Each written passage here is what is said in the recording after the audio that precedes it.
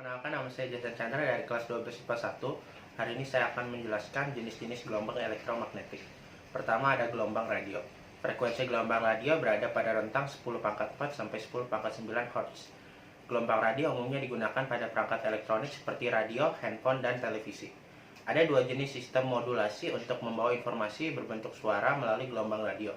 Pertama ada amplitudo modulasi AM. Pada sistem ini, informasi yang berbentuk suara dibawa oleh gelombang radio sebagai perubahan amplitudo.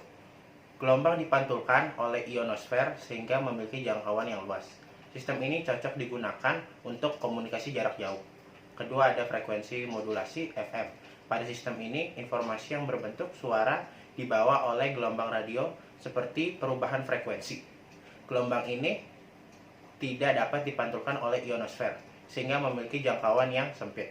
Sistem ini umumnya digunakan untuk komunikasi antar satelit dan radio yang memerlukan kejernihan suara seperti lagu-lagu. Kedua ada gelombang mikro. Frekuensi gelombang mikro berada pada rentang 300 MHz sampai 300 GHz. Gelombang mikro merupakan gelombang elektromagnetik yang mempunyai panjang gelombang 1 mm hingga 1 meter. Gelombang ini dihasilkan oleh alat magnetron dan klestron. Manfaat dari gelombang mikro adalah sebagai alat untuk mendeteksi radar, microwave atau oven untuk memasak atau menghantarkan makanan. Ketiga ada sinar inframerah. Frekuensi sinar inframerah berada pada rentang 10⁻12 sampai 10⁻15 Hz.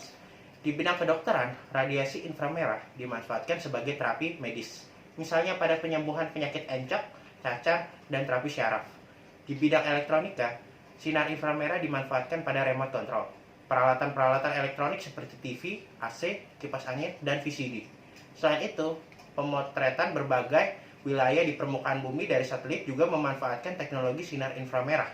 Sinar inframerah dihasilkan oleh elektron yang bergetar akibat pemanasan. Intensitas sinar inframerah yang dipancarkan bergantung pada suhu dan warna benda. Keempat ada cahaya tampak. Panjang gelombang cahaya tampak berkisar antara 480 nanometer hingga 700 nanometer. Panjang gelombang cahaya tampak yang terpendek yaitu cahaya violet ungu dan terpanjang adalah cahaya merah. Cahaya tampak memiliki spektrum yang dapat dideteksi oleh indera penglihatan manusia. Sumber cahaya tampak, misalnya lampu dan sinar matahari. Pemanfaatan cahaya tampak misalnya pada penggunaan laser dalam berbagai bidang.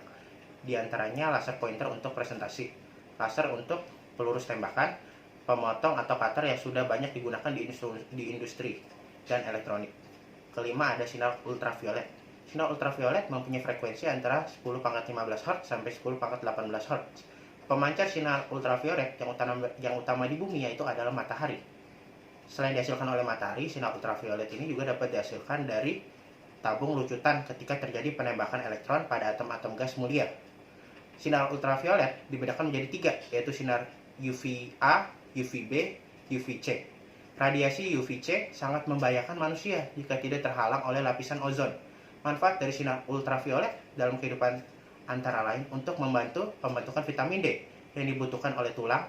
Dalam dunia kesehatan digunakan sebagai sterilisator untuk alat-alat kesehatan dan dapat membunuh bakteri-bakteri patogen pada air minum. Keenam ada sinar X, ditemukan oleh Wilhelm Conrad Röntgen, sehingga sinar X sering disebut sinar Röntgen.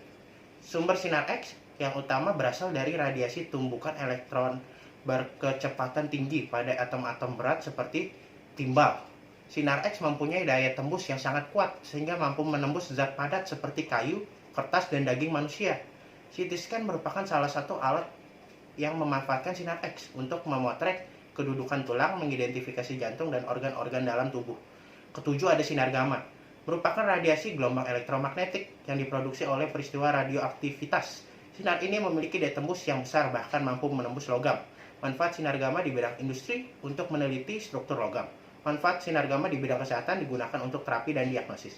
Sekian penjelasan dari saya dan terima kasih.